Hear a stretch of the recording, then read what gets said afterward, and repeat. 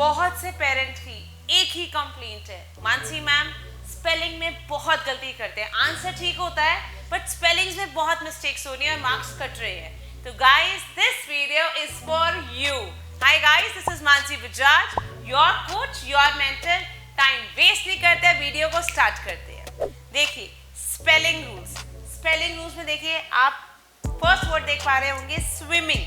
Swimming में यहाँ पर सिंगल एम है बट यहाँ पर तो डबल एम है। देन रिसीव, यहाँ पर ई आई है बट बिलीव में आई ई है। अकर्ड में यहाँ पर डबल सी और आर है, यहाँ पर भी double C but double R है। तो मतलब ये जो चेंजेस हैं इनके लिए कोई ना कोई तो इंग्लिश में रूल जरूर रहा होगा जिससे चेंजेस आ रहे हैं। चलिए आज उस रूल की जर्नी को स्टार्ट करते हैं।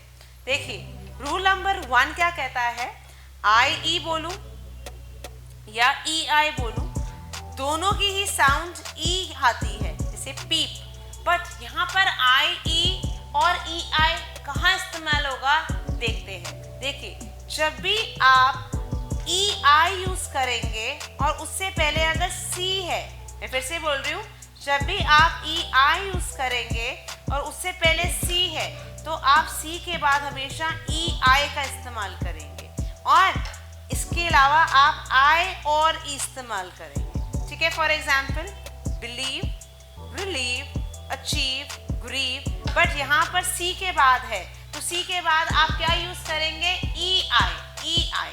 Receive, receipt, receive, receipt, conceive, correct. तो सी के बाद वाले में आता है ई आई और अगर सी नहीं है तो आई ई। बट हमारे पास जरूर एक्सेप्शंस होती हैं, रूल से ज्यादा गाइस एक्सेप्शंस हैं। तो एक्सेप्शंस को भी माइंड में जरूर रखना, इनके नोट्स बना लें ताकि आपको दिक्कत ना आए और रिवीजन जब आप करें तो आपके माइंड में ये वर्ड्स बैठ जाएं कि ये एक्सेप्शंस में आते हैं, इस पे रूल अप्लाई नहीं होता है। फॉर एग्जाम्पल अब वियर्ड में सी नहीं आ रहा फिर भी ई आई है, सरफीट में सी नहीं आ रहा फिर भी ई आई है, ऐसे ही सीज है, प्रोटीन है एंड काउंटरफीट है। नाउ नेक्स्ट रूल क्या कहता है, one syllable word ending in single vowel and single consonant. सबसे पहले तो ये समझते हैं कि वन सिलेबल वर्ड होता क्या है। गाइस वन सिलेबल वर्ड का मतलब होता है जिसमें एक वोवेल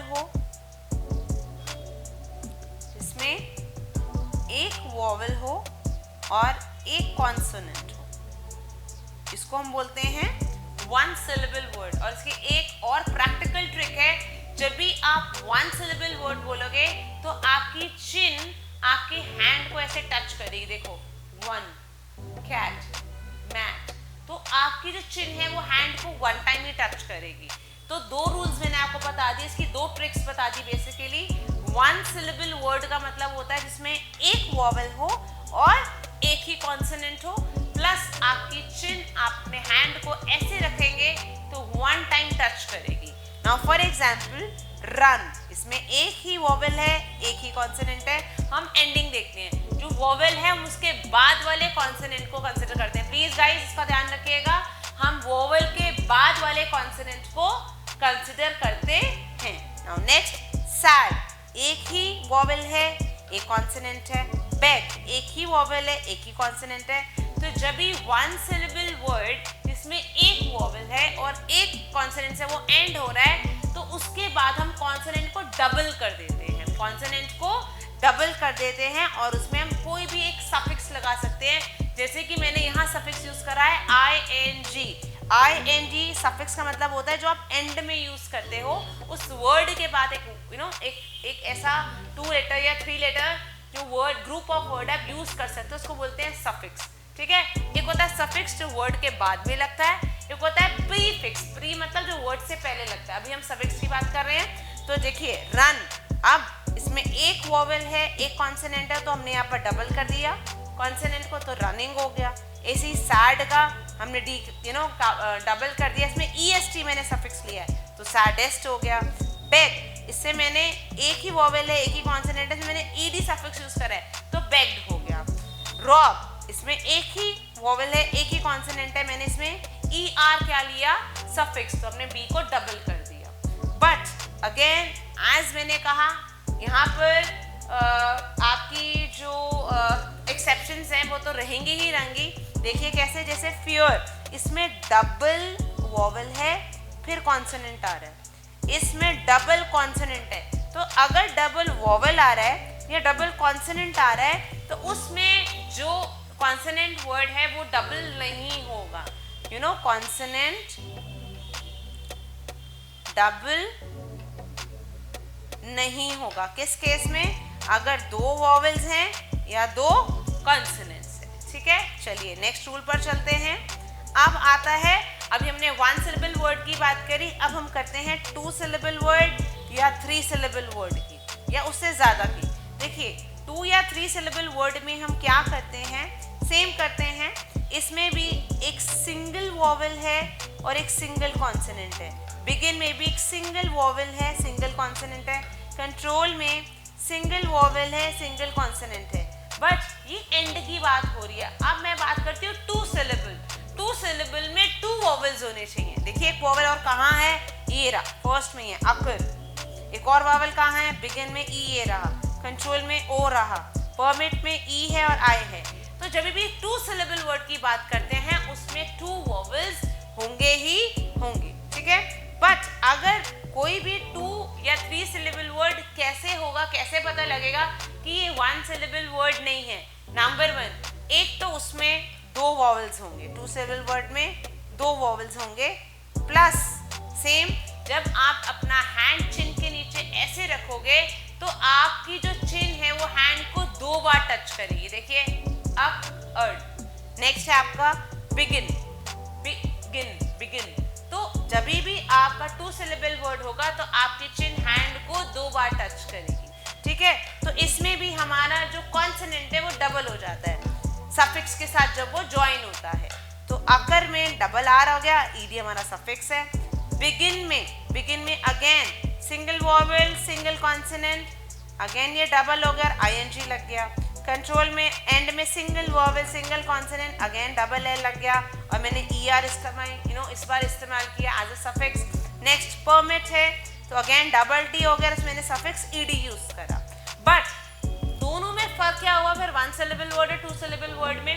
देखिए 2 सिलेबल वर्ड या 2 से ज़्यादा सिलेबल वर्ड में हम ये देखते हैं कि लास्ट वाला जो सिलेबल है वो स्ट्रेस्ड होना चाहिए, उस पर साउंड स्ट्रॉन्ग होनी चाहिए। फॉर एग्जाम्पल हम बोलते हैं अकर, र, बिगिन, न, कंट्रोल, ल। तो जब भी हमारा स्ट्रेस लास्ट वाले लेटर पर होता है तो 2 सिलेबल वर्ड में हम तभी डबल करेंगे। अगर स्ट्रेस नहीं है तो हम डबल नहीं करेंगे। आइए देखते हैं कैसे। देखिए अब लास्ट वाला है बेनिफिट। अब यहाँ पर बेने पर स्ट्रेस है, सफर, स पे है सफर, तो सफर बोलते हैं, बेनिफिट बोलते हैं। तो जब लास्ट पे आपका स्ट्रेस नहीं होता है, उस लेटर पे स्ट्रेस नहीं होता है, तो आप उसके उस कॉन्सोनेंट को डबल नहीं करेंगे। देखिए बेनिफिटेड, मैंने टी को डबल नहीं किया, सफरिंग आर को डबल नहीं किया। बट सेम जैसे मैंने बोला, इंग्लिश में एक्सेप्शंस बहुत सारी होती है, तो उसके नोट ज़रूर बनाएं क्योंकि हमें कंफ्यूजन क्रिएट नहीं करनी है। चलिए आए देखें ऐसे कौन से वर्ड्स हैं जो एक्सेप्शन में आते हैं। वर्शिप, अब देखिए वर्शिप में हमने डबल पी कर दिया है। ठीक है, अब क्योंकि इसमें स्ट्रेस हो रहा है, वर्शिप प पे पूरा स्ट्रेस है, स्ट्रेस भी है और वो डबल भी हो रहा है। हैंडीकैप, हैंडीकैप प पे पूरा स्ट्रेस, मतलब अगर आप देखें बोलने में नहीं हो रहा हैंडीकैप वर्शिप, बट इसको हम डबल करेंगे। Kidnap, kidnapped. तो जब भी अब ये कुछ एक्सेप्शन है, लास्ट में स्ट्रेस नहीं भी हो रहा बट फिर भी आप इसको डबल करके इसके साथ सफिक्स ऐड करेंगे। ठीक है, नेक्स्ट। अब ब्रिटिश इंग्लिश में क्या होता है कि हम कॉन्सोनेंट एल को डबल कर देते हैं even if the stress does not fall on the last syllable. देखिए जनरली तो जब लास्ट सिलेबल पे स्ट्रेस होता है तो हम डबल करते हैं, बट ब्रिटिश इंग्लिश में एल पे जो एंड वाला लेटर है उस पर स्ट्रेस नहीं है तो भी वो डबल कर दिया जाता है। फॉर एग्जाम्पल quarrel, अब इसमें l को डबल कर दिया, सफिक्स लगा दिया ed. Distill, now distiller, again double l लगा दिया. Travel, again इस पे डबल l लगा दिया और सफिक्स ऐड कर दिया er. Signal, again इस पे डबल l लगा दिया और ऐड कर दिया सफिक्स ing. तो double the consonant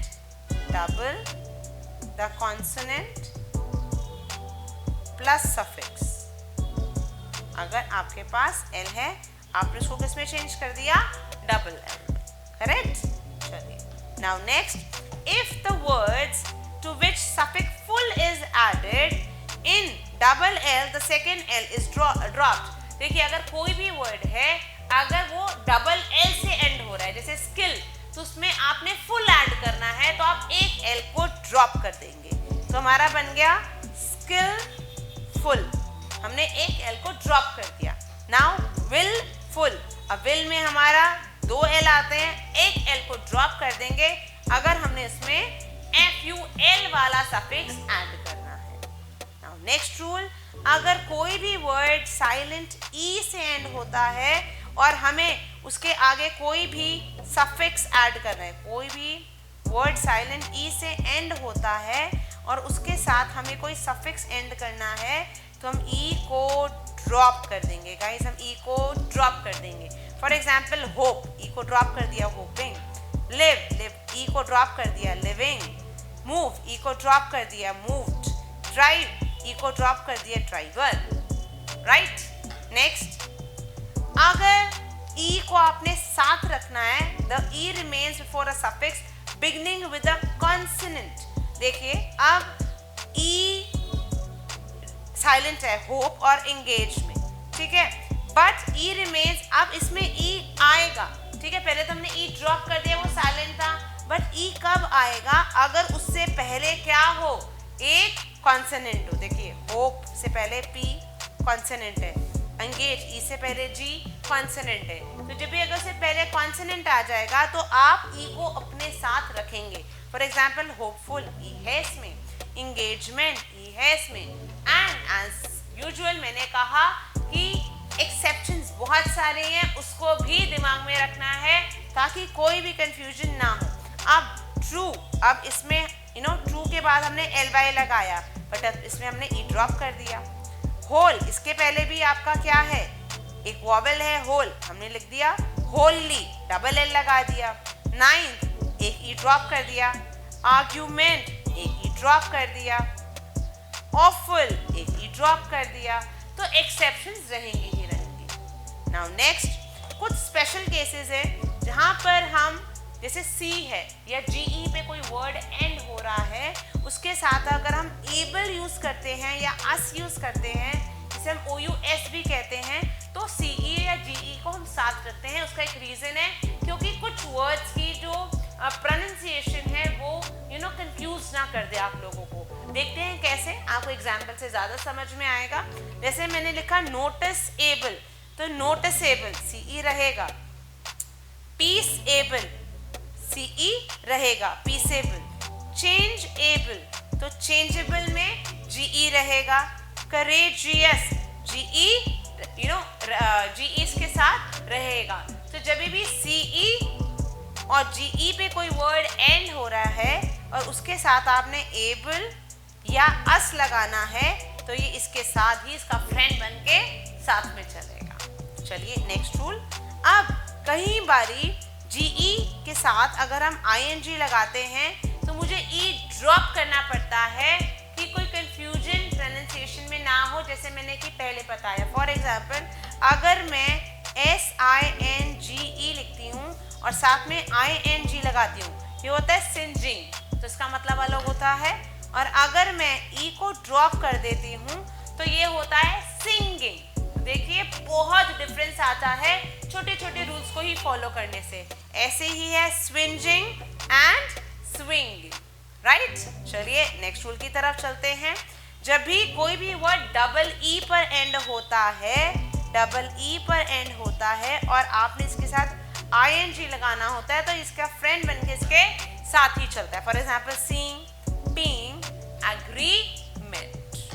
next rule, अगर कोई भी वर्ड IE पे एंड होता है और आपने इसको आई ई पर एंड होता है, आपने इसके आगे वाई डाई है तो आपने इसको डाइंग लिखना है। फिर से लिख देती हूँ,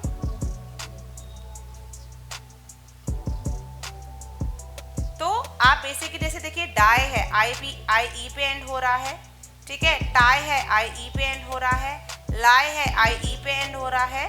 तो आप क्या करेंगे, जब भी आई डाई को डाइंग लिखना है, ठीक है, डाई के साथ आईएनजी लगाना है, तो आई ई की जगह क्या आ जाएगा, वाई, डाइंग। आपने टाइंग लिखना है, टाई प्लस इंग, तो आई ई को ड्रॉप करना पड़ेगा, लिखेंगे हम टाइंग। तो आई ई को ड्रॉप करके हम क्या यूज करेंगे, वाई। तो ये आपकी रूल्स की स्टोरी होती है खत्म, एंड सारी मम्मीज की जो टेंशन है वो भी हुई साथ में खत्म। अगर आपको इस वीडियो में सारे रूल्स समझ में आते हैं तो कमेंट जरूर करें, डाउट है तो भी कमेंट करें, और अगर ये वीडियो आपको अच्छी लगी तो प्लीज थम्स को जरूर रेस करें और अपने फ्रेंड्स, रिलेटिव्स सबके साथ शेयर जरूर करें। Till the time, see you.